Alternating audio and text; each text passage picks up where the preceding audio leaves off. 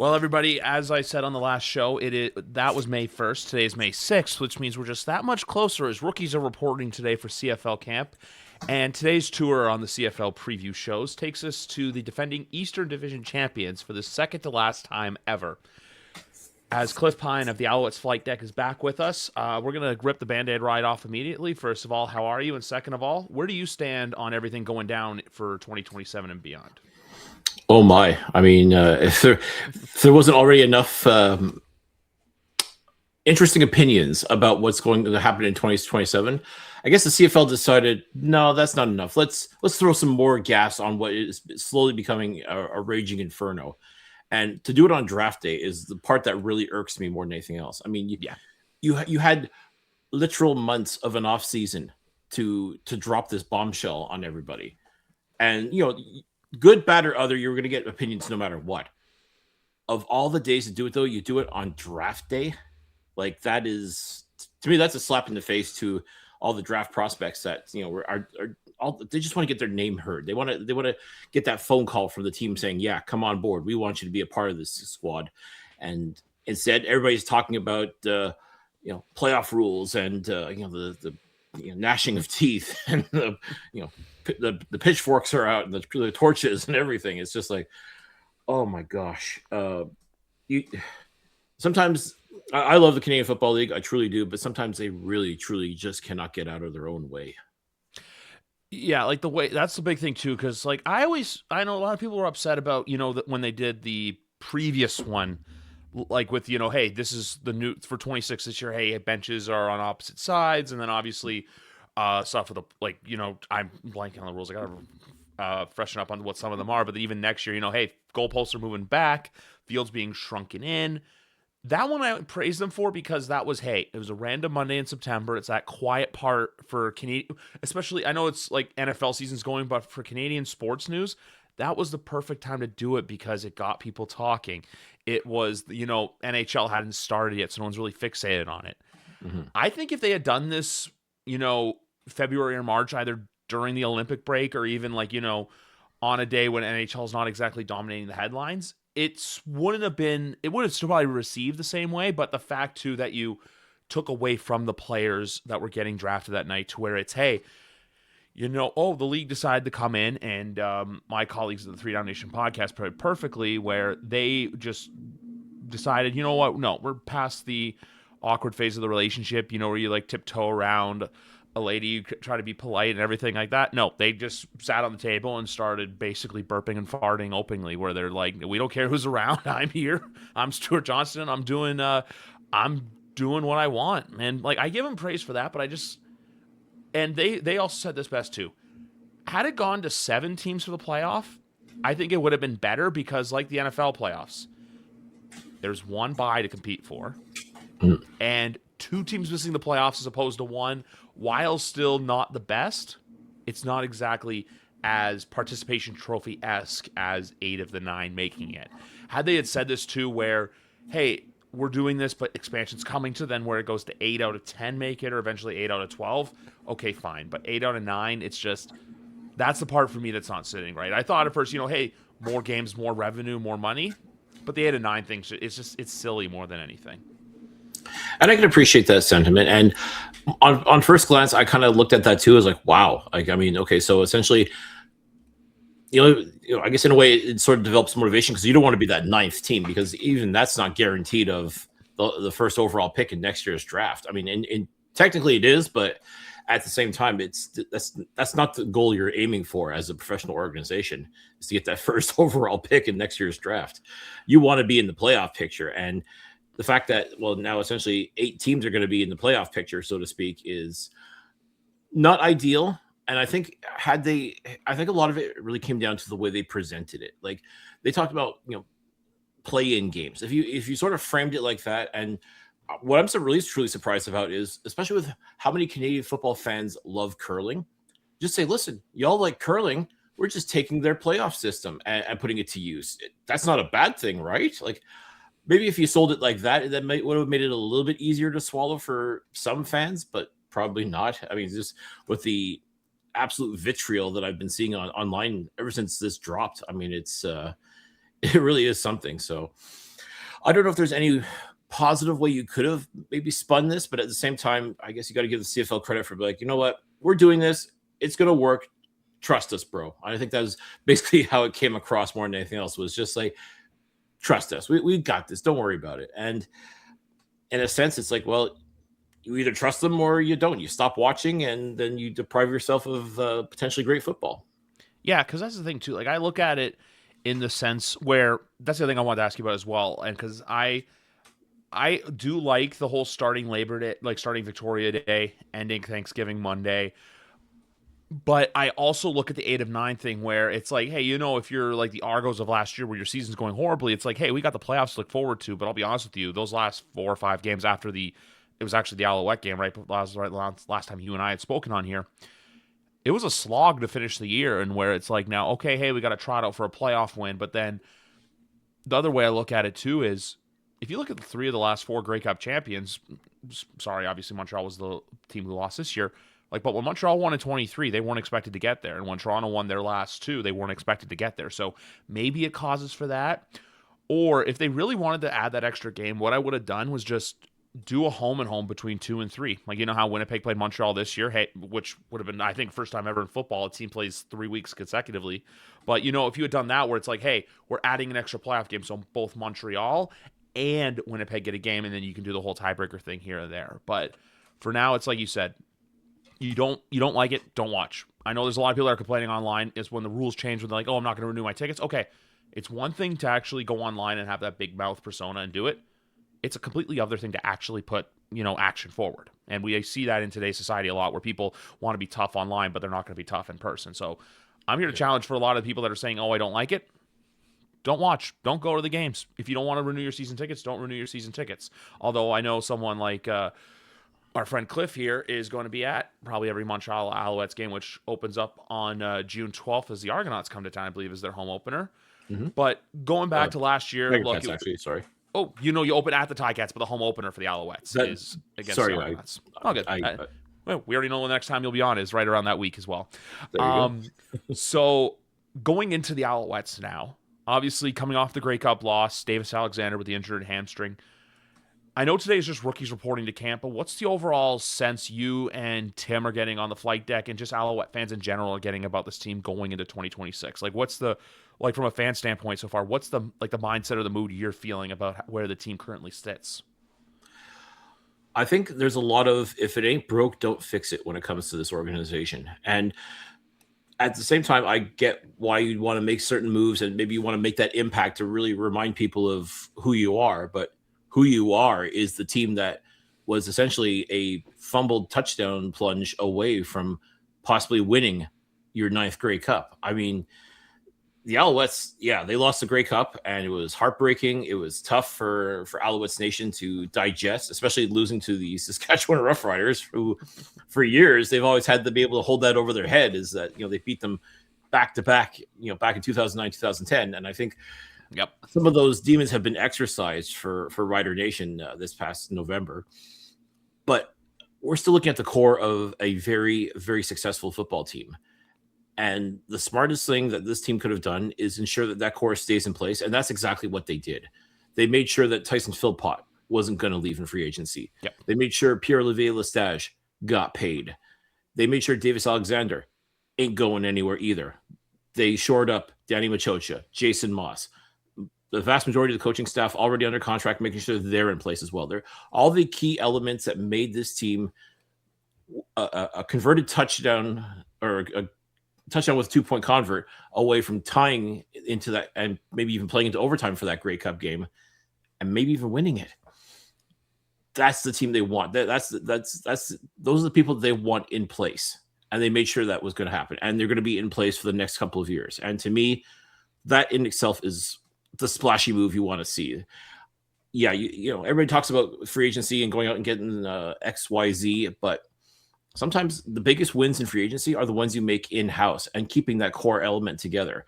And that's what the Montreal Alouettes have done.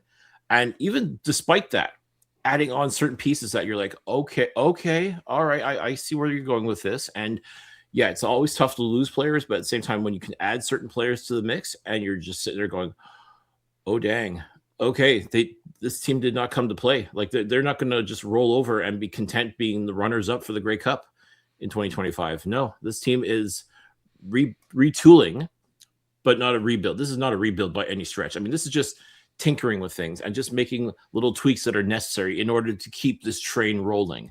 And that's what I think is absolutely phenomenal. I think that when you look at the free agency moves that were made and the re-signings that were done, absolutely incredible. I think that this team realizes what they have in-house, so to speak, and have done the right have made the right moves in order to ensure that this team is going to be that same successful team that we've been seeing over the past couple of seasons. I really love that, just because, like, you look at the CFL, there's not a whole ton of rebuilding that people do on purpose, I find. Like, where teams will sell the farm and do that. But with Montreal, though, you nailed it on the head. Like, I noticed a lot of the moves, too. Just, you know what? Hey, what you have is good. One move I do like, though, is bringing in a prominent backup. I know Dustin Crum's got a bit of a hit-or-miss track record, but having him there as a security blanket now in case something were to happen to Alexander again, I think is a lot better than having what you had last year, going between James Morgan, MBT, etc. I really like that move. I really like the whole if it ain't broke, don't fix it thing. Because when you look at Montreal, look, obviously, like you said, lost the Grey Cup last year. They've been in the East Final 4 seasons in a row now, I believe it is. Obviously, losing in 22 and 24, but winning in 23 and 25. They basically just said, hey, we know what we are and we know what we're capable of. And to that, they just said, hey, we're going in here. Because you look at the East now, you have two teams, I think, that are severe question marks in Ontario, one being Toronto and one being Ottawa. I know Toronto, look, it's a bit of a new era with the Mike Miller coming in. Ottawa, the Ryan Dinwiddie regime begins. But you don't really know what those two teams are going to be. So it's really, for right now, the two constants are going to be Montreal and Hamilton for right now. And that week one game is going to be very intriguing to see, hey, what are these teams exactly going to be? Because I really do think when it comes to, like, if you had to compare Montreal and Hamilton, Montreal's under us. I think there's more pressure from the fan base than the external CFL fan base, because I feel like now Jason Moss has come in and raised the bar, kind of like what Dinwiddie did when he was with the Argonauts, to say, hey, we know what we are. We know what we can be. So we expect to go out there and be competitive in every single game. Now, I don't know if 18-0 has ever happened in the CFL, but I do know that 16-2 is the feat everyone tries to chase. 1989 and 2023, both times it happened, both teams lost in the East Finals, ironically against the Montreal Alouettes. But the way I look at this Alouettes team now, it's like you said, they're going to be competitive. It's just really like how they lost the Grey Cup. Those simple little mistakes are what are going to be their worst enemy. Even if you look at 2024, is the same thing too as the, I believe, interception to, I think it was either Benji Franklin or it was Wynton McManus who had the fumble 6 in the East Final in the game where Chad got hurt. Where those teams where basically Montreal shot themselves in the foot. But when this team plays mistake-free football and this team knows what they're capable of, I even look at the game last year in Montreal, the second one. Toronto's railroading them. It's a runaway game. Toronto took their foot off the gas and Montreal took full advantage of it. So, in theory, and just to wrap my points up, that's how I look at this Alouettes team. It's like you said, if it ain't broke, don't fix it. They know what they're capable of. But at the end of the day, if something bad were to happen, I think it's because of mistakes of their own rather than getting outplayed by their opponent. Yeah, I mean, you're basically playing 8 teams in the Canadian Football League, and I find that the toughest Montreal Alouettes opponent, more often than not, is the Montreal Alouettes. I mean, you can't be beating yourself, and I think there have been times over the past couple of years where Montreal is absolutely guilty of that. It's just little mistakes and they just turn into big ones and things just get away from them. And it's just a lot of it is self-inflicted. And to me, I think that's, if you can get that under control, everybody's going to make mistakes. I get that, but if you can try to make as few mistakes as possible, especially ones where, as you said, you're shooting yourself in the foot, essentially. Yeah. Avoid that and you're going to be just fine. I mean, I look at Davis Alexander and what he did despite being injured. I mean, that's the thing. A lot of people, I don't know if they have forgotten or chose not to remember, but he only played 7 starts. He only had 7 starts last year. He won all 7 of them. I mean, he played absolutely phenomenal football. And just when the team truly needed him to come forward, he did. And is still technically undefeated in the regular season, let's not forget. So he still has that going for him. I mean, that's going to come. Like, a loss is going to come in the regular season. There's no question about that. But I think as long as he's of the mindset that he knows what he's capable of, he knows how hard he's worked to achieve this opportunity. and he's going to do everything he can to not screw it up. And I think a lot of that went into his training this offseason. I even had a chance to talk to him a little bit in Halifax, and I asked him about his rehab, and he said he's really good. He's feeling great. And there was a couple of times where I saw him running around with doing coaching with kids and everything, and I'm wincing, just like, oh God, I don't want him to take like a turn too hard. It's like your kid out there. In a roundabout way, but at the same time, it's like, I know how important this guy is to the franchise, and I even said to him, dude, you're killing me here. I got my heart in my stomach practically. It's like, what? This is what I have to do. I'm like, I get it, but at the same time, you're like, you got to understand, you realize how close you were to winning a Grey Cup for this team. Yeah. It's like I said, I just want the best for him. I think he's worked so hard, and he's proven himself time and time again. Like, it's just what he's capable of. I just want the best for him. And I guess that's where it comes from. It's just like, dude, don't do anything stupid. Please don't do anything stupid. Yeah, I agree. I just like the comparison where you're looking at it, where it's like, how you always see it, like, for example, in hockey, you'll see parents of a kid where it's just like, they're like just the same thing. It's like, you think that's why I say it's like, it's your kid. Like, you're watching him and you're like, oh, for the love of God, please be good. You're good. I know you're good, but I'm panicking and I'm like screaming, crying, throwing up on the inside. But then when you look at the defense, I feel like it's a very interesting dynamic because Montreal's been known for their defense. Last year, obviously, there were some games where defense was a little up and down. But with the Marc-Anthony Dubois retirement, I just still think the defense is kind of that engine of the Montreal Alouettes that can really make this team go as well. As much as the offense is reliant, I feel like this is a defense too that, like, hey, they can shut down games because let's be honest, in the CFL shootouts happen all the time, but I feel like Montreal has the kind of defense to where when they need to make a play, they can go out there and get a play done. Yeah, and you're talking about all three levels of this defense, like defensive line, linebackers, secondary. I mean, talk about just a war chest of weapons for Noel Thorpe to go to work with. And even I have to sit there and I'm in absolute amazement of just not only what he has to work with, but what he's been able to do with the players that he has. Like last year, you're absolutely right. It wasn't perfect by any stretch, but there were times where the defense was out on the field just a little too long. And I think that, again, that comes back to the offense just not doing their job, whereas the defense is trying to do everything. And I'm sorry, you can't do everything. You can't stop points from being scored and scoring points at the same time. Even though they did do very well when it came to takeaways and the occasional pick six and whatnot, but that's not primarily their job. Their job is to stifle the opposing offense. And when they're given the opportunity to do that, they do it oh so well. And when I saw that Marc-Antoine Dequoy decided to call it a career, I was a little surprised because I thought, okay, Montreal's going to have to find some way to bring him back. I mean, not that I was worried so much about the secondary and not having him there. If he did leave in free agency, which was a possibility, I thought, okay, who's going to replace him? And then you look at the moves to sign Jonathan Sutherland, which was, to me, massive. That is a massive signing right there, signing that 2023 draft pick to a contract after him trying to make his way in the NFL, and he couldn't unfortunately catch on with anybody. Him coming in to be a part of the secondary is going to be absolutely bananas. And then you have Arthur Hamlin and Nate Beauchemin waiting in the wings as well to possibly take over for Dequoy. And at times, both those guys were given opportunities to be in that spot and did not look out of place whatsoever.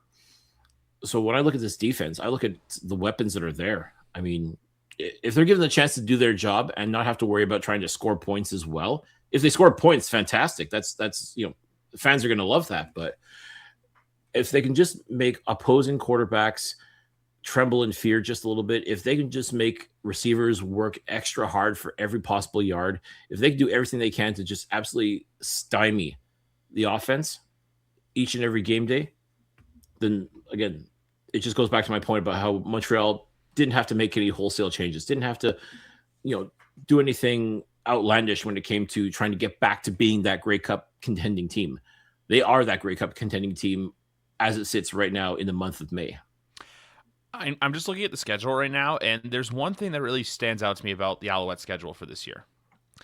One is the fact that they play Toronto in week 2, and they don't play them again until week 21. So there's about a 4.5 month gap there. The other one is the amount that I notice on here that there are 3 back-to-back home and homes with Western opponents. There's Calgary, there's BC, and there's Saskatchewan. I just Mm. find that very interesting, where it's, hey, we play home to Calgary and then we have to go to Calgary. And then, we play versus BC at BC, and then obviously they play Sask on the short week of the Thanksgiving one. I know you and I have spoken about Thanksgiving before, Percival Molson. I still feel like it should have been Ottawa in there. I feel like they should have done something to build that up, but what do I know? But my big thing, I'm looking forward to that Week 21 game because the Toronto Argonauts decided to announce all their promotions yesterday. And on that Week 21 game, they decided to say, hey, the Toronto Blue Jays do this very well, so we're going to introduce Dollar Hot Dog Night down at BMO Field as the Alouettes come to town. I will report back to you on how many I end up consuming that night while getting my article written as well. But no, you're right. Montreal's just one of those teams right now where it's like, hey, we know what we are. We know what we can be. I love how you're saying who's going to replace Ducroix, because not only is it an on-field replacement, but it's also, I feel like, a voice in the room replacement. Kind of like and I know I'm relating back to the Argos because obviously you cover the Alouettes, I cover the Argonauts, with them losing Winton McManus to the QEW in Hamilton. So it's a similar thing where it's like you want to find out who's going to be that person that rises up and becomes that voice, that vocal leader on the defense. Because for as much as you want leaders on the field, you need those leaders off the field as well. Do you know what? Hey, speak up when times are good, but also to speak up when times are bad, because we all know that football, you're not going to, like I say, like I know what I said with Montreal where they can play perfect as long as they play perfect football a year. But we know that's just not a reality in sports. Not every game's going to be perfect. You're going to have your moments. But even with like Davis Alexander in the defense, it's how do you rise from those negative moments? I feel like it can be a big impact on them this year. Because apart from the team itself being its own worst enemy, it's also that mental aspect of, hey, if I have a game that like screws us up and we lose because of it, how do I rebound the next week to everyone looks at me and says, hey, look at how Davis Alexander rebounded. So say, for example, like when they played BC.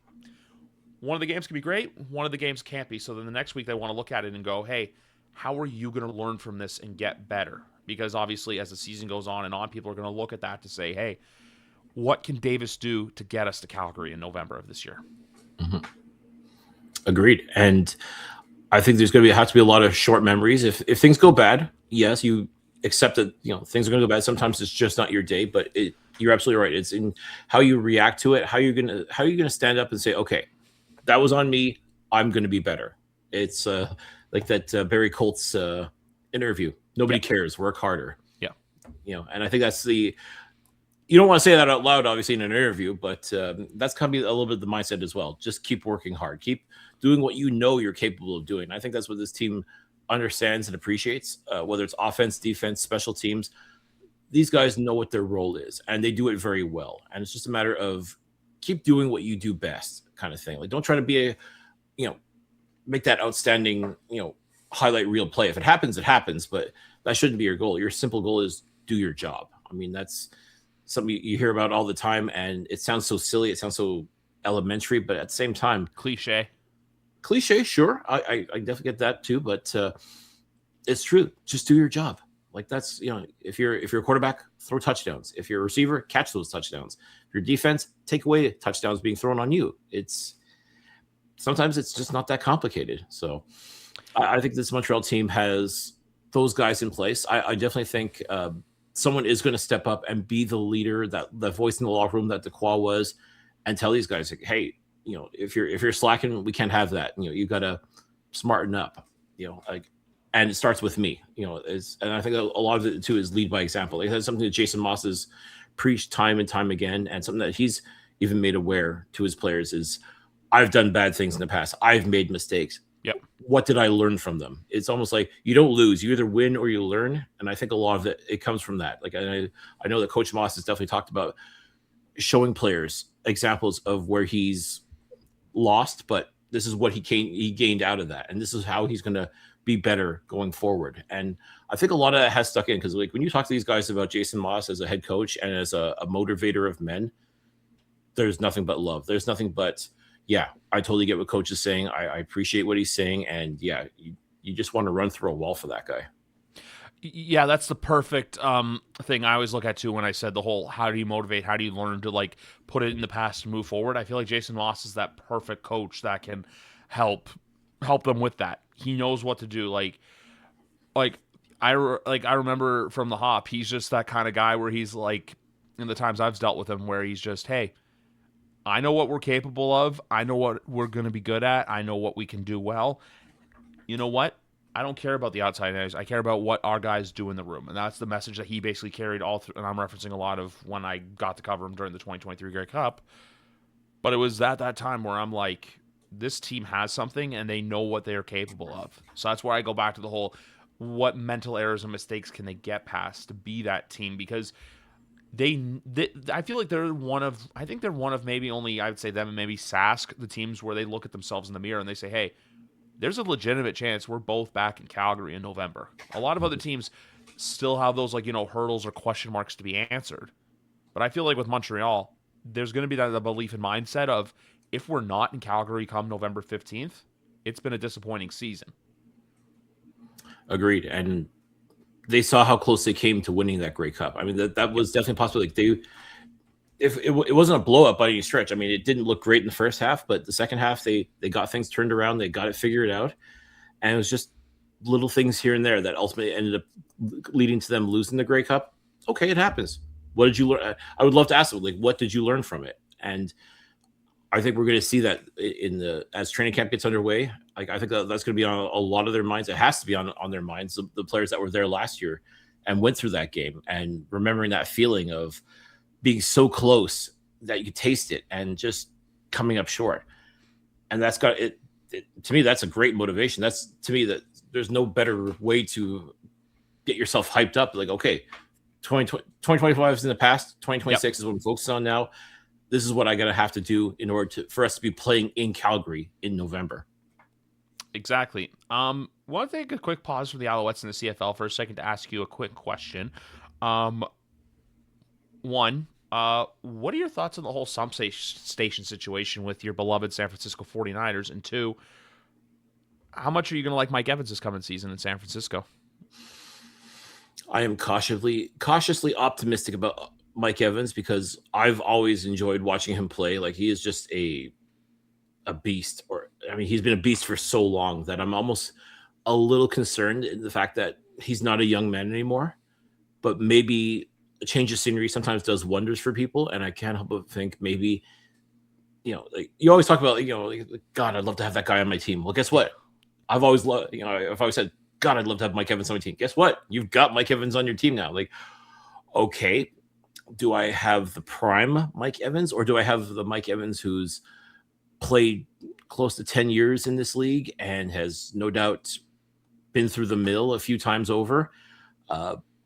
Do I have the Mike Evans that is going to, set tongues wagging as he did it with the Buccaneers, or am I going to have the Mike Evans playing on the West Coast that, for whatever reason, can't seem to get on the same page as Brock Purdy? I hope that's not the case. I hope it's more of the latter, more of the former than the latter, but I'm cautiously optimistic about Mike Evans being in the San Francisco offense. My goodness, it is going to be a lot of fun. A lot of the moves that were made, I'm pleasantly surprised at how they're turning out. Obviously, though, my big concern, though, is George Kittle, making sure he can come back from that horrific Achilles injury. But, man, I mean, and I think about the substation all the time, too. It's like, my God, like, I'm surprised. Funny how neither the Seahawks nor the Patriots wanted to be anywhere near that practice field during the Super Bowl, right? And I don't blame them. I don't blame them. I mean, that's it's funny how that really truly had become a story within a story. But yeah, no, I look at a lot of these moves, and I'm really curious too on the quarterback position.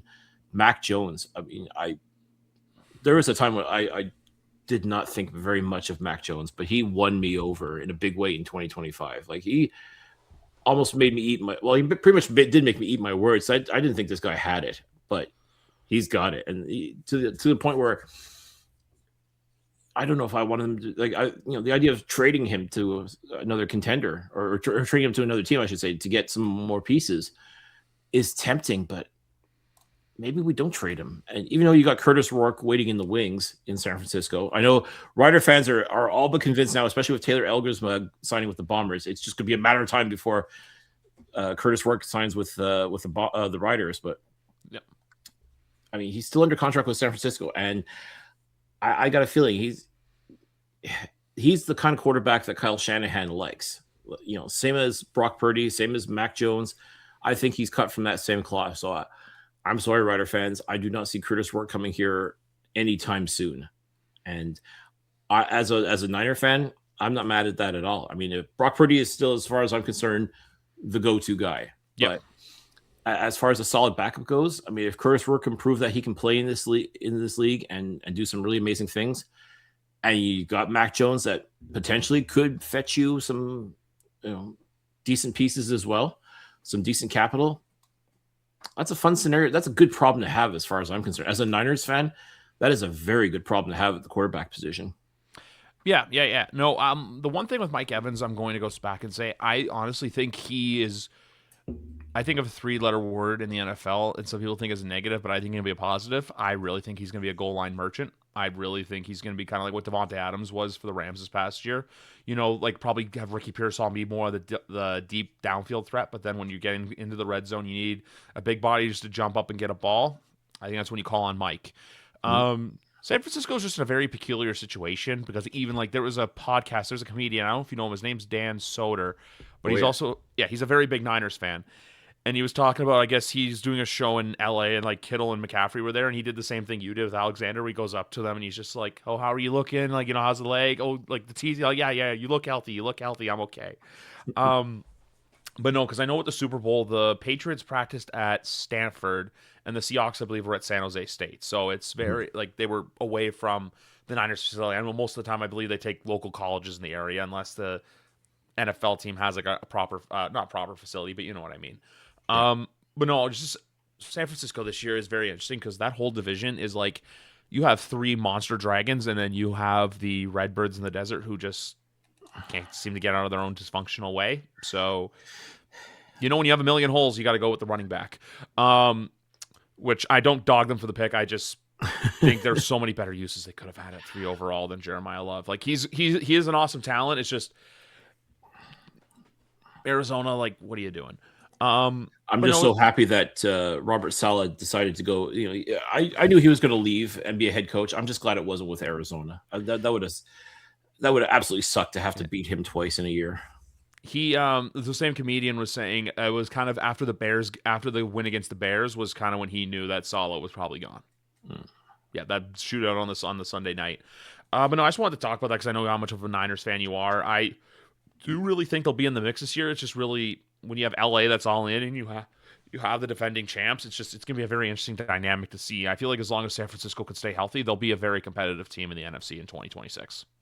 Yeah, it's incredible just how competitive that NFC West is. I mean, Arizona notwithstanding, but yeah. I mean, as you said, Seattle, Los Angeles, I mean, it's going to be a dogfight. And the fact that you got to play those teams twice in a year, it's almost unfair. I mean, like, I would love to, could we trade the Seahawks back to the AFC West? Of course, I say that and they'll just, end up giving us, Kansas City or something like that.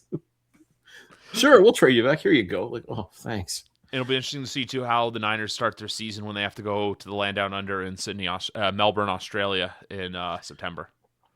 That's definitely interesting. And I love the fact that it's the Rams giving up a home game for that because they can't stand the fact that San Fran invades SoFi Stadium, or as I like to call it, Levi South. Absolutely. And they thought with that, but I would love to see the faithful travel to Australia and just flood their stadium, or convince their friends in Australia to go and just buy Niners gear and just like red and gold everywhere again, just to F with their heads just a little bit.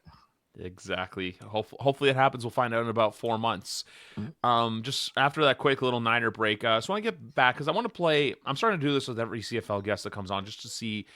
If we go team by team, and I'm going to start with Montreal, overall, put biases aside, what is your, if you're going into the season, if you're like a 1 to 10 confidence on how you feel about the team going into the year, what's that number that you would give them? Definitely a solid 8. I think there still are going to be a couple of question marks here and there. Yeah, that's normal. But I think, as I stated earlier, what this team has done to stay the course, to recognize what's important, like the core elements that you need that have gotten you to where you are now, and making sure that they stick around is crucial. I mean, I think Montreal did a very good job of doing that, and as a result, this is still the team to beat. I mean, I think it was FanDuel earlier in the winter put out their way too early odds, and they basically had the Montreal Alouettes as the odds-on favorite to win the Grey Cup this year.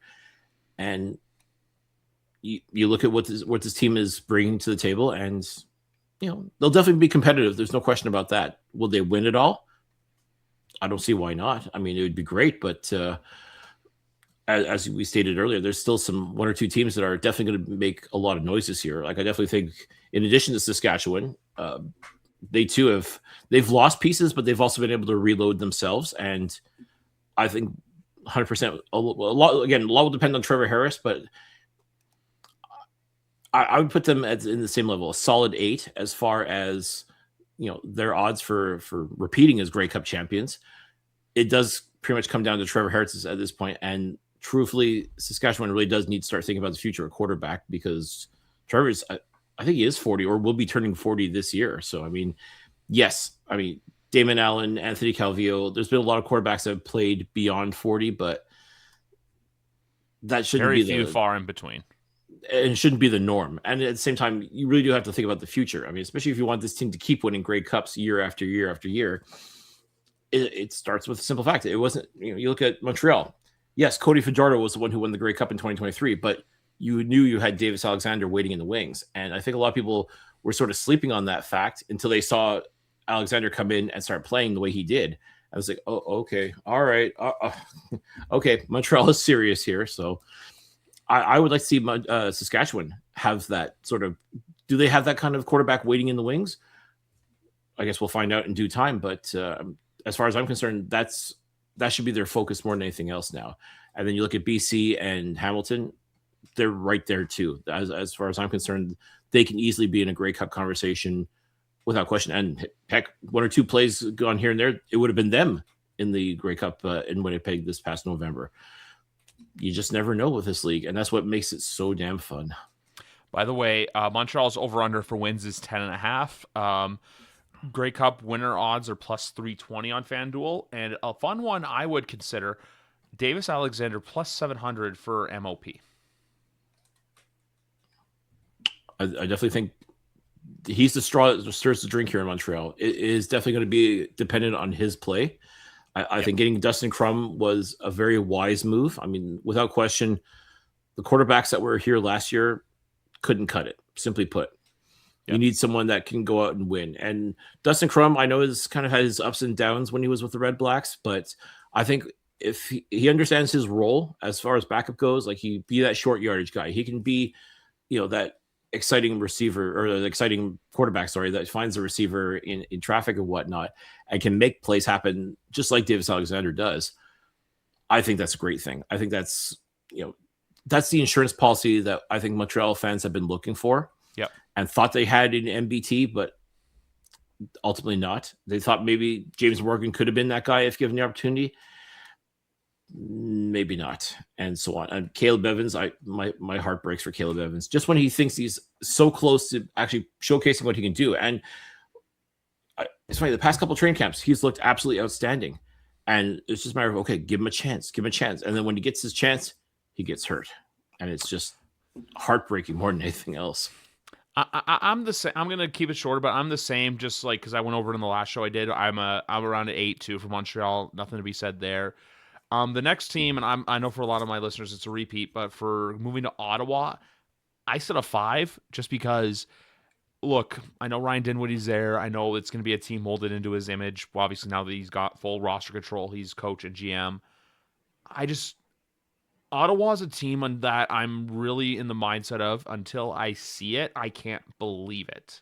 Mm-hmm. The way like I said, too, I know, obviously, as someone who's gone to know Ryan Dinwiddie very well, of what he's capable of, but I just look at it where it's,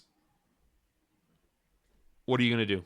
What will Drew Brown be? Because we had this conversation after 24 where we're like, hey, it's turning around, and they fell flat on their face. So I'm just very interested to see what they are. I just can't come out right now and say that, hey, you know what, they're going to automatically become what the Argonauts have been over the last 5 years. I think they will be an improved team without question.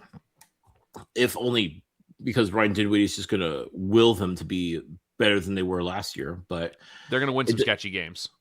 Yeah, yeah. Or not sketchy, but it's going to be those, how the did you do that? Yeah, and the only answer to that question is it's Ryan Dinwiddie. That's what he does. And you can't even be mad about that. It's just that's just how. And yeah, I think Ottawa will surprise a lot of people. I think they will definitely be a more competitive team than they were last year. I know that's not a very high bar to reach, but I think just the Ryan Dinwiddie factor alone is going to make a difference. Poaching some of the best players, the Grey Cup winning players from the Saskatchewan Roughriders will definitely help as well. But at the same time, it's great to assemble this sort of all-star team of sorts, like as far as like free agents and whatnot go, and getting rid of the ones that didn't work. But they've got to gel. They've got to find a way to come together. And if they can do that, more power to them. I mean, it was that same question mark that was being asked in Montreal in 2023 with a new head coach and new receivers and like a whole lot of new things to it. And it worked. So I'm not saying it can't work, but at the same time, don't put all your eggs in that particular basket. If I'm a Reds Blacks fan, I'm kind of cautiously optimistic. Like, okay, I think there's definitely some pieces here. There's definitely effort being put in here to put together a winning team. I would just not go start planning a Grey Cup trip solely based on the fact that you're expecting Ottawa to be there. I'd be very much the wait and see and see what happens. They will definitely be improved. I don't think there's a question about that. It's just to what extent. So I think 5 is a very reasonable thing. It's not yay, it's not nay, it's essentially right in the middle. Exactly. It's a show me something kind of thing. It's a show me you're not the Red Blacks of the Bob Dice era. No disrespect to Bob Dice, who's a great person in this league. But, I need to see it before I can believe what's going on. With the Argonauts, I said this before, I've said it probably before. I really think they're a team where I think somewhere between 7 to maybe 8, 9, 10 wins, somewhere in that range. For me with them, it's, how does Mike Miller, now that he's the head coach, how does he respond to a lot of things? Because we see a lot of these great offensive masterminds get the head coaching keys and, they succumb to the pressure, or like, hey, there's some moments where play calling isn't there, the overall just play calling, or the overall like, hey, I got to worry about the defense. I got to worry about special teams. That's what I'm interested to see about Mike Miller. What's that identity that he brings along? Defensively, obviously getting Greg Quick from the is that the Greg Quick or Greg Bell from the Alouettes? Quick, yes. Greg Quick from the Alouettes. Obviously, look, now they're in the retirement club in the front office. Him, Jim Barker, John Huffnagel. What is this Argonauts team? I think they're trying to not search for a new identity, but it's just kind of what direction are they going to go into? And I've been saying this, that obviously, look, they're hindered by the World Cup on the road for pretty much the first 8 weeks of the season.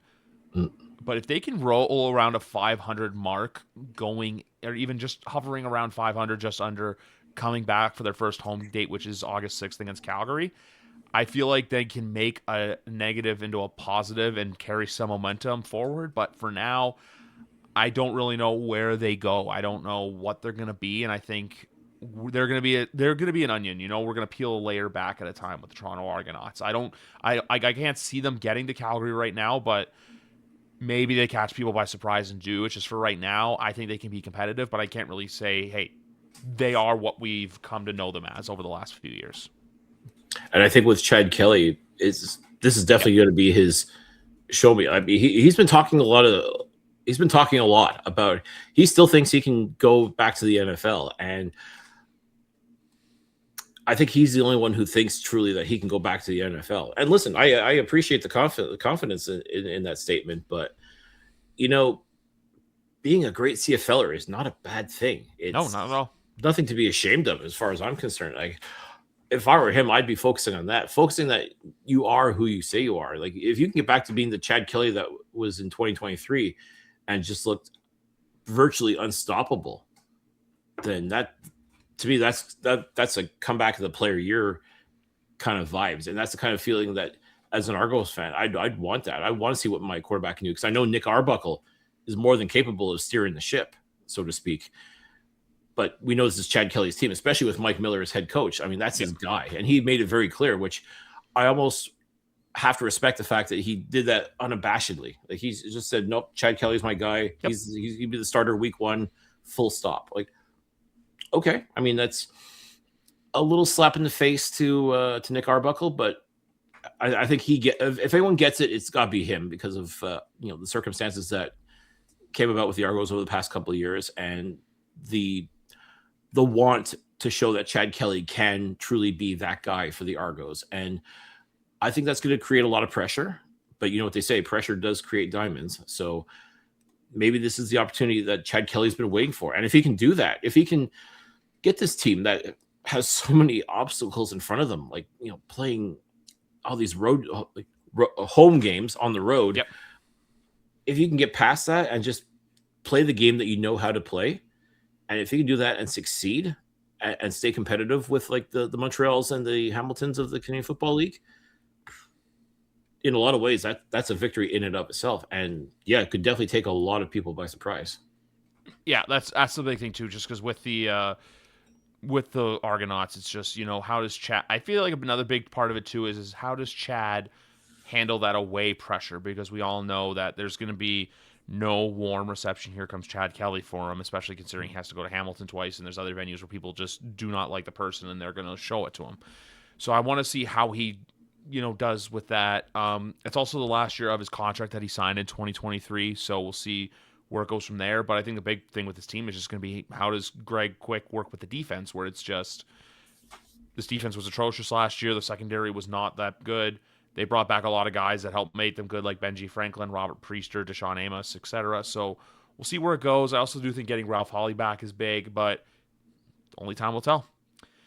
One thing I will say, though, with Greg Quick, having seen him in action over the past couple of years here in Montreal, guy is such a great motivator. My goodness, like his players truly do want to run through a brick wall for him. And if he can bring that and get the Toronto defense to buy in to his system and how he does things and how he works, that will be a major improvement in and of itself. I mean, Greg Quick is, you can't not love this guy. Like if you get a chance at training camp, watch him go through the drills with his players. I mean, he is just absolutely incredible. He is 0 F's to give, and he's not interested in babying you or anything like that. He wants to get the very best out of you. And if you can understand and appreciate that, and you want to work with him in that regards, he will definitely take you to the promised land as far as becoming a better football player and a better man as well. I mean, he is just such a great motivator, such a great person to sit and talk football with. My goodness. I mean, I think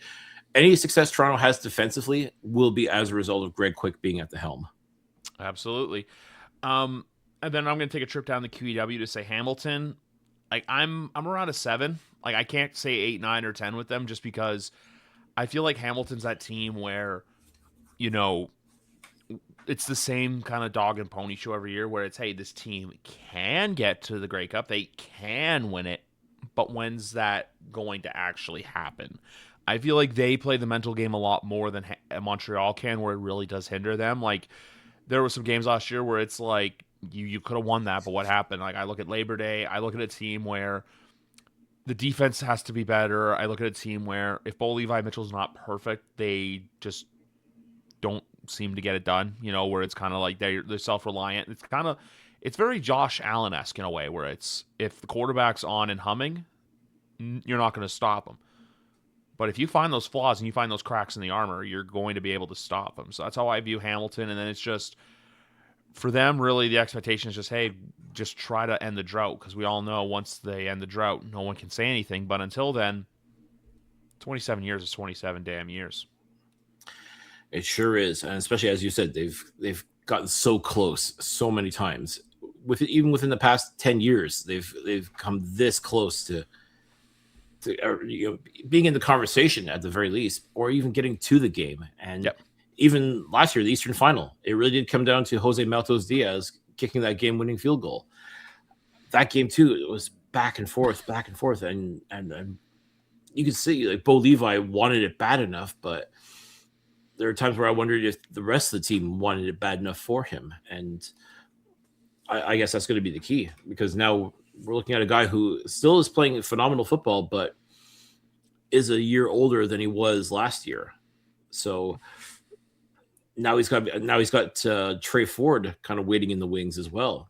Like that is that going to be a reclamation project? Is that going to is the onus on him to try and help Trey Ford become a better quarterback? Because I don't see Bo Levi truly in that sort of mentorship role. Like I think he was doing it a little bit with Taylor Powell, but not to the great extent, because at the same time, you don't want to basically train your replacement. And I think that's what I'm sure a lot of people are wondering. Is Trey Ford going to replace Bo Levi Mitchell? Today, no, absolutely not. That's preposterous, but they didn't sign him for nothing. I can tell you that right now. I think they clearly saw something in him, besides the fact that he's a sort of a local kid. But I look at this Hamilton Tiger Cats team, and yeah, they've got a lot of pieces in place. They've also made some deceptively good moves. I definitely think getting Wynton McManus is a move that could pay big dividends. I mean, they haven't had that sort of mouthpiece, defensive guy since Simone Lawrence took his retirement. Yep. I think that he could fill that role very well. I love how Stavros Katsantonis plays. I mean, that guy is just absolutely dangerous. I see him as like the English Marc-Antoine Dequoy. Like he's the Greek Marc-Antoine Dequoy. Fair, but And Reggie Stubblefield is someone who I absolutely adore watching play. I mean, he is just phenomenal, and he too is motivated by one thing. He's had a taste of the Grey Cup. He's got that Grey Cup ring, but he wants another one so badly, and he really wants to bring it to Hamilton of all places. Like you'd think maybe deep down he wants to come back to Montreal, but no, he very much he's all in with Hamilton, and he really wants. I think for him that would be as great as it was to win your Grey Cup in your rookie season and play as outstanding as you did. To be part of that team that ended the drought in Hamilton, he'd be over the moon. I mean, to be that would truly cement his status as a legend in this league. I think it would do that for anyone who would be wearing black and gold in 2026 if they're the ones that are able to finally end that 27-year drought. But I think Reggie would want that so badly he could taste it, and I think that's going to affect and motivate him throughout the season as well. I think defensively, Hamilton's got some true talent. Bo Levi is going to take this team as far as he can. I definitely think they're going to be in the mix for sure. There's, to me, no question about that. If everybody stays healthy, they will be dangerous without question. Yeah. It's like Montreal too. I just think they are their own worst enemy at the end of the day. I think it's plain and simple as that.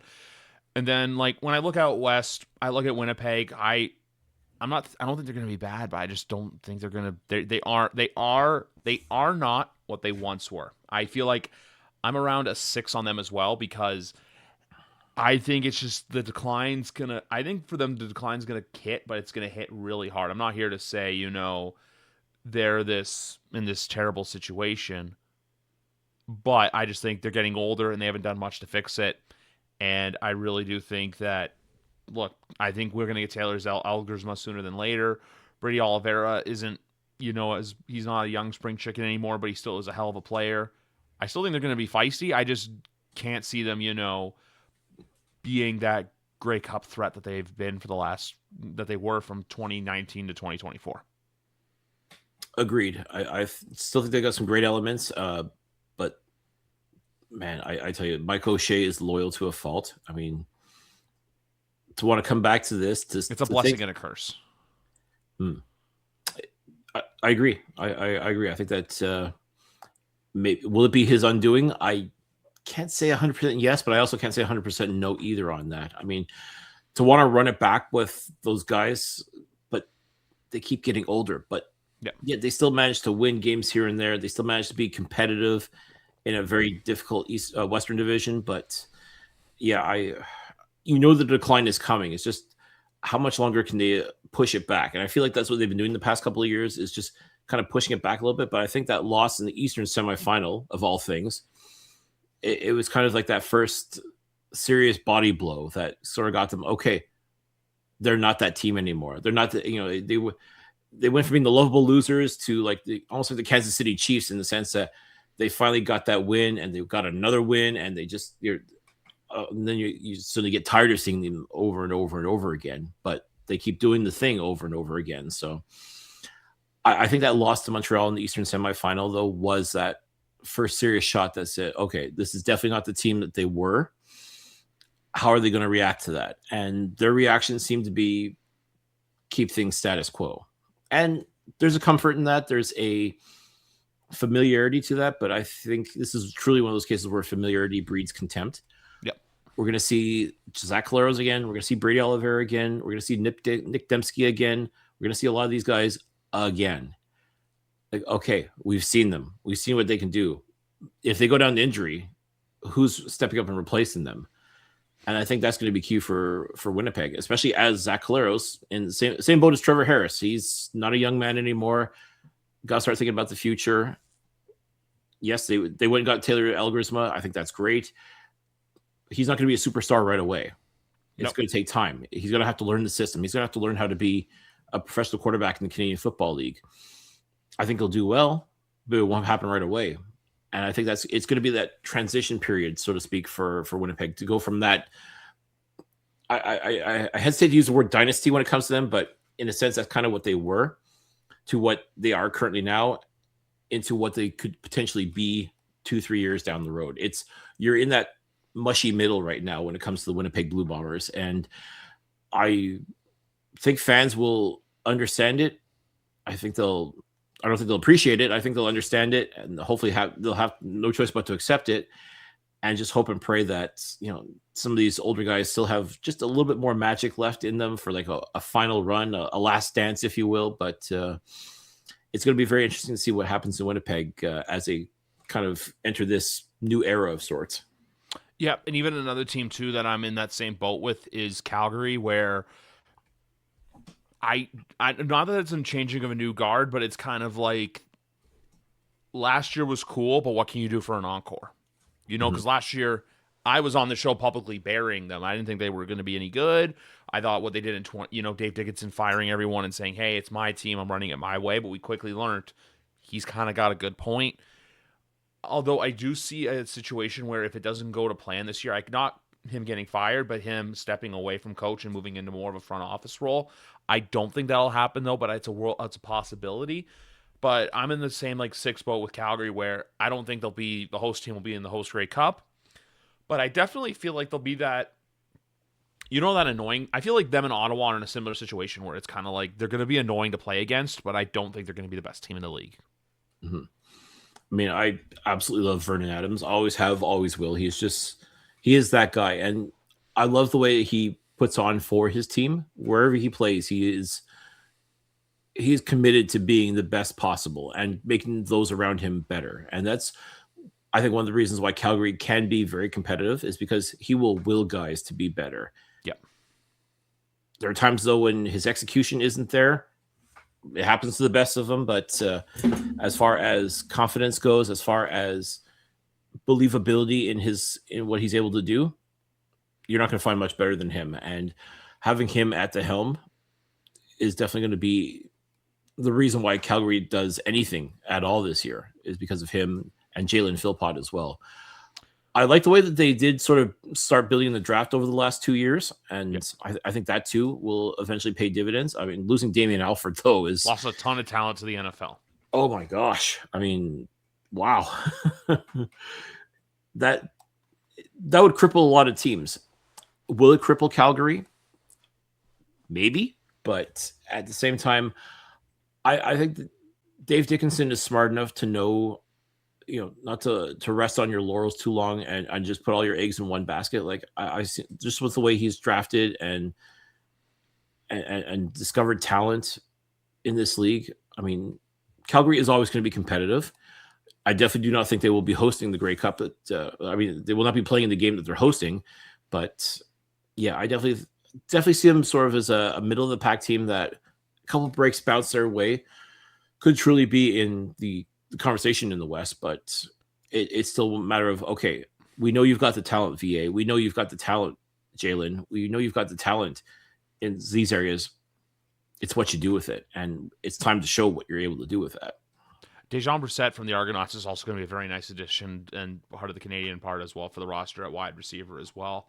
Mm-hmm. I think, that's just another note on them. I feel like 9-9 or 10-8 is probably where they finished. I don't think they'll be there. It's like not the worst team, not the best team, but I think they do enough to kind of make the playoffs. It's just how far they go is really in their hands. Um, what do we expect from the Edmonton Elks this year? I know you have a special place in your heart for Cody Fajardo. I'm the same for them as like Toronto, Ottawa, all these teams we talked about, where I'm just like, show me. Edmonton, you've put it together. You last year, are we going to get the team we saw in the second half of last year? Because if we get that team again that starts 0-3, 0-4, 0-5, no one's going to buy anything into them. But if they can start off, even if they're 2-3, 3-2 after the first 5 games they play, all the power to them, and they're going to start changing a lot of people's narratives. But for now, until they show us, I still think it's around that that same 6 mark where it's I don't know what they're going to be. I think Cody Fajardo and Austin Mack getting back together is going to be a lot of fun to watch in Edmonton. Yeah, that too. To the point where you're almost a little bit jealous as an Alouette supporter to be like, damn, those two are going to get together and they're going to make magic happen again. You can feel it. You can sense it. Like that to me was one of the big what the hell moves with the Alouettes. I get it. When you as strictly a business move, I get why they made the move that they did. It's just unfortunate because I do think Austin Mack is a tremendous football player and has potential to truly be that guy. And would not be surprised in the least if getting together with Cody Fajardo again, running that back, so to speak. I wouldn't be surprised if he himself has a phenomenal season in Edmonton. I'd almost be disappointed if he didn't, quite frankly. When I look at Edmonton, though, I kind of like how I see with Ottawa. Like, yeah, you've got talent. You're able to put stuff together. You got some key pieces that can definitely do some great things if the moment when the moment comes. But show me that. As you said, this is a team that can go one of two ways. If they catch fire right away, they'll be dangerous. If they stumble out of the gate yet again, it's back to the same old tricks, and it's back to the drawing board, and it's back to this. And I think a Mark Killam coached team has all the potential in the world to be fantastic. And I think a lot of the defensive pieces in Edmonton have a chance to really make some noise as well. And JC Sherritt, the way he runs things there he's definitely someone that can definitely get the most out of players, just like a Noah Thorpe and a Corey Mace and guys like that. Like he just knows what he has to work with and just is able to extract as much talent out of them as humanly possible. Yep. And for that reason alone, I think Edmonton, like Ottawa, will be vastly improved. I mean, they made the moves as well. I mean, that's the thing. Both teams made a lot of, I won't say wholesale changes, but they definitely made some significant changes that make people sit up and take notice. But it's all got to come together. They've all got to gel. And I think Cody Fajardo, because he's got that heart of a champion, he just has the will to win. And I think that's going to be the big factor for Edmonton more than anything else is like a lot of these quarterbacks, he just puts the team on his back and he finds a way. Like it's win or die trying when it comes to Cody Fajardo, and that's what he does more than anything else. And I think one or two more games, they could have made the playoffs last year. Like that's how good he is. Like that's how much of a motivator he is, and he just gets it. Like he's got that winner mentality. Like the "F you just watch" thing that he came out with when he was in Montreal. He still has that in him. He still has that fire in him, and it's amazing to me that people talking about him possibly retiring. I'm like, he's got so much left in the tank as far as I'm concerned. And I think he'll also be a great addition or a great motivator as well for Taylor Powell, who signed with Edmonton. More than likely, he'll end up being the future. But Cody, as far as I'm concerned, he still has a ways to go before he can even think about possibly retirement. I think just like how Hamilton wants to get through that drought, they want to get over that hump. I think Edmonton too is kind of feeling that same way as well. They want to get past all the Michigas that was back in the day with Brock Sunderland as GM and all the other nonsense that took place before. Like Cody Fajardo wants to make this football team a winning football team, a championship football team, bring it back to the glory days of Edmonton. And if anyone can do it, it's going to be him, along with Austin Mack, along with a lot of these other key pieces that are going to make watching the green and gold a lot of fun this year. I think much like Ottawa, as I said, I think it's really coming down to like, we know you've got the talent. Show me that you've got the talent. Show me that you can make the talent work, and show me that you can be competitive in this league. I will say this, though. I do think if Ottawa is bad, it gets a pass because it's the first year under Dinwiddie, and it's kind of like, you know what, hey, give him some time. If Edmonton's bad, it's just, what the hell? It's no more. It's not even laughable. It's more just disappointing. You know, like when you're, back in the day when your parents would look at you and they say, "I'm not mad, I'm disappointed," and that it hits you. I feel like it'll be more disappointing than anything else if Edmonton's not good again. And it's so funny to see like people in Edmonton, like they've got like shovels full of dirt waiting to bury this team yet again. And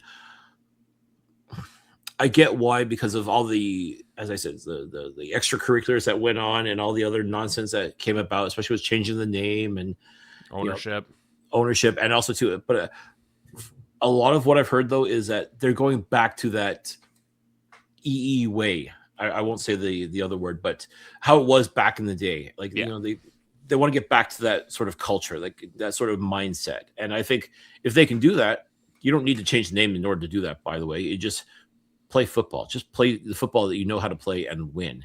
You do that, winning fixes everything. And I think Edmonton does have the opportunity and ability to do so. I truly think they can be that team. But I kind of feel like, they got to get hot right off the bat, and they cannot take their foot off the pedal at all.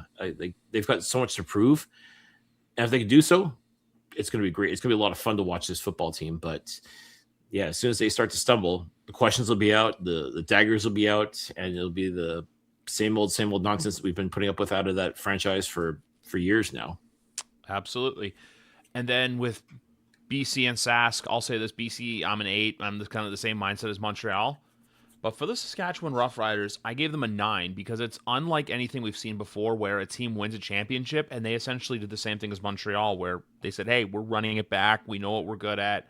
We just won the Grey Cup. We were one of the best teams in the league all year. We know what we are. And then with BC, it's just how loud's the line going to roar in 2026? We've seen what it can do. We've seen Nathan Rourke at MLP, but we need to see Nathan Rourke get over the hump. And now because now BC has the second longest drought without a Grey Cup, obviously, I think since 2011 it's been. So it's been almost 15 years since they've won, but their fans want it, and we'll have to see what happens, especially with whatever the hell's going on with the Vancouver Whitecaps. They really need it. I'm just curious to see who the big opening day act is going to be. I mean, we've had Snoop Dogg, we've had 50 Cent, we've had LL Cool J. Like, who's next? Who's the next big? I guess it'll be a hip hop star because that seems to be the trend right now. But I'm curious to see who's going to be the one who opens the season with a concert. But yeah, when I look at Kid Canada, he's got so much talent. He really does. And at the same time, where's his ring? And he's past the point now of being able to make excuses. I mean, especially with the amount of money he's being paid to play football in this league. It's showtime for him. Like, he's got to show it this year for sure, and not just get to the Western Final. Like, I think for him, it really is Grey Cup or bust. And if anyone can do it, if anyone can beat the Winnipeg Blue Bombers or the Saskatchewan Roughriders of this league, it would be Nathan Rourke. He's got he's got weapons again. I mean, BC's reloaded on defense as well. I think that too has the potential to be extremely dangerous. I think it's been a weaker point of their team the last few seasons. Mm-hmm. But I think they've made great improvements there. Picking up Darnell Sankey right away will improve you in a major, major way. I can't be mad about that move. I was very surprised when Montreal decided to let him go. I understand why. Once again, I understand why they did. For BC to go basically a couple days later, swoop in and grab him is a great get for them. And I think he can be that voice. He can be that leader on the field, that coach on the field that can sort of help motivate the youngsters and get them playing at a higher level. And I think that's what it's going to be with BC. Is this is their year. If they're going to do something to really take that next step to the upper echelon, I think in a way they're there now, but it's still like you still have to get to the Grey Cup to prove that you are who you are. If they do it this year, and I think they have a very, very good chance of doing so, I think that's key. If they don't, then I hate to say it, but I really do feel like it's Grey Cup or bust. Like if they don't, then it was a lost season. It was all for naught. And then once again, Nathan Rourke will have to answer those questions as to why can't you get over the hump? What's this team missing in order for you to be able to go to and win a Grey Cup? And I'm not sure if that's a question he's quite ready to answer. I think if you ask him now, he's yeah, we got the pieces in place now. We're definitely gonna do this. We're gonna make it to the Grey Cup, no problem. And they very well might. But if they don't, then all of a sudden, a lot of people are gonna be looking at BC and be like, WTF, man. I mean, you got arguably the best quarterback in the league right now, the best Canadian in the league right now, playing for you, and you can't get to the Grey Cup. What gives?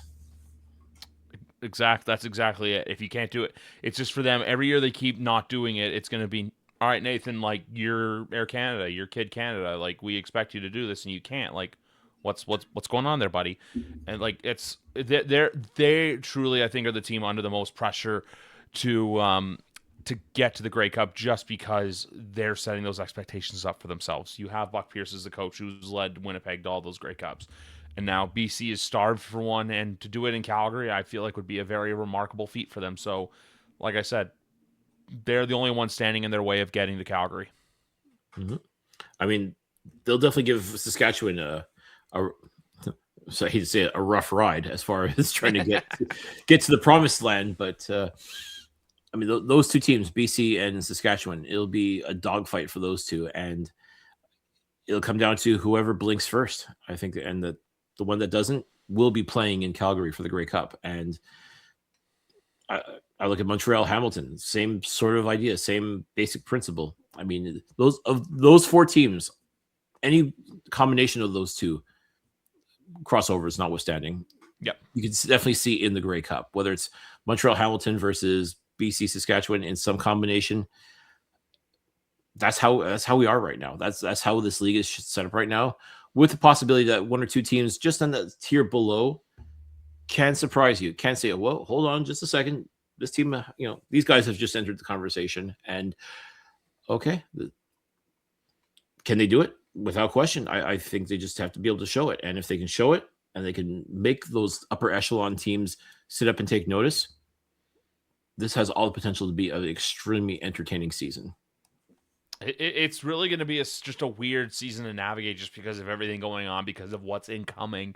But I really do think we're headed towards another great season of CFL football that now we can say kicks off in 29 days. We're less than 30 days from kickoff when Cliff's Alouettes take flight in the Steel City in Hamilton against the Hamilton Ticats.